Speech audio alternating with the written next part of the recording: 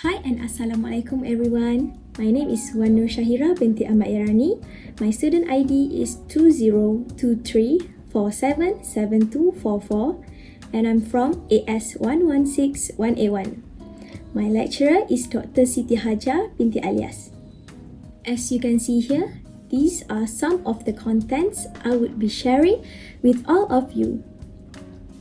There are introduction of polymers, types of polymers, polymerization reactions, the use of polymers in our daily life, and also pros and cons of polymers. Before we start, I know that some of you are familiar with the polymer terms but do not have that much ideas about what is a polymer. To begin with, a polymer is basically a long chain molecule that is made up from a combination of repeating basic units. Okay, the basic unit of this polymer is called as monomers. As you can see in my slide, the sources of this polymer is either natural or synthetic. As you can see at my right side, we have some of the names of the polymers and monomers. One of the example of natural polymer is the natural rubber as the polymer. Meanwhile, isoprene as the monomer.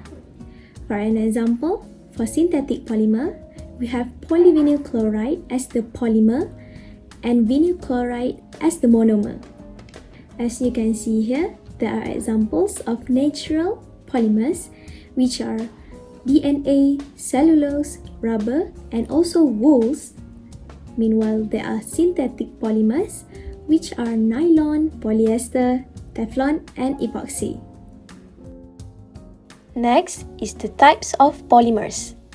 There are three types of polymers that we usually use in our daily life, which is thermoplastic, thermoset, and elastomer.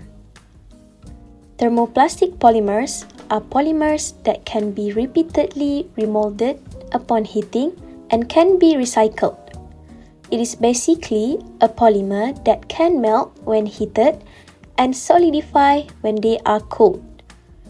There are some examples of thermoplastic polymers, which is polyethylene, polyvinyl chloride, that is PVC, and nylon.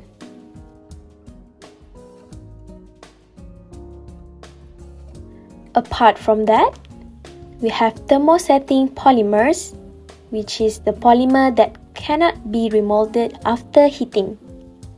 Unlike thermoplastic polymers, thermosetting polymers normally disintegrate or burn upon heating. Thermosetting polymers cannot be recycled once used or heated. The examples of thermosetting polymers are melamine and bakelite. Moreover, we also have elastomer polymers. Elastomer polymers can be stretched and can turn to their original shape when released. It possesses high elasticity properties on the polymer. There are some examples of elastomer polymers, which is polyurethane, styrene butadiene rubber, which is SBR. So, let's move to the next explanation, which is polymerization reactions. We have two types of polymerization reactions, which is addition polymerization and also condensation polymerization. Additional polymerization is the process of repeated addition of monomers that possess double or triple bonds to form polymers. It occurs when the monomers that have double covalent bonds between two carbon atoms react with one another. Next, we have condensation polymerization. It is a process that involves at least two different monomers consisting two functional groups that will take part in the polymerization reaction. The product of this is a polymer and another byproduct such as water or HCl molecule. As you can see there are some diagram examples of additional polymerization and condensation polymerization. So, how about the use of polymers in our daily life?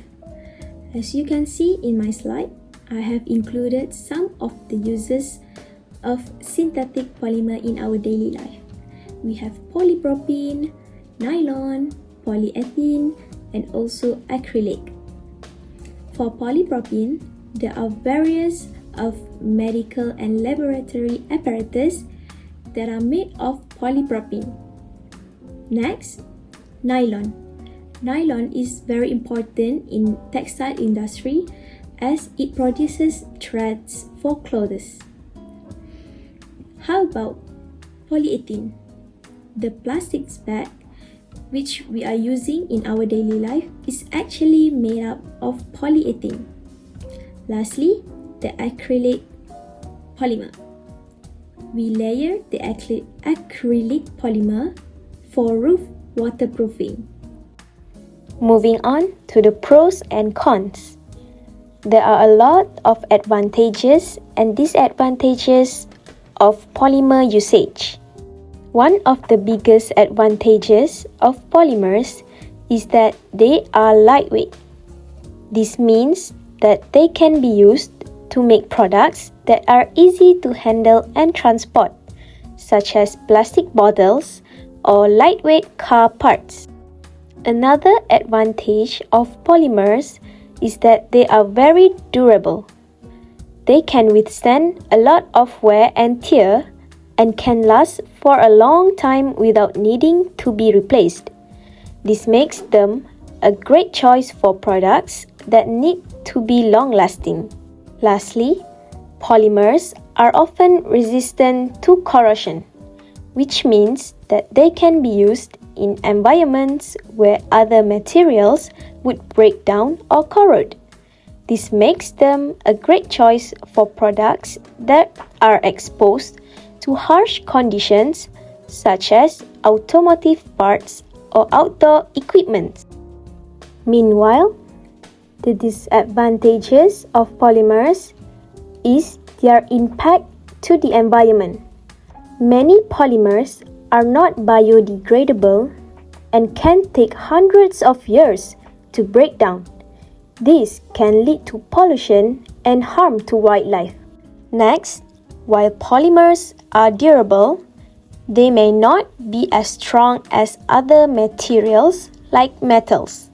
This means that they may not be suitable for applications that require a high level of strength or toughness. Last but not least, polymers can also be highly flammable, which means that they can catch fire easily and spread quickly.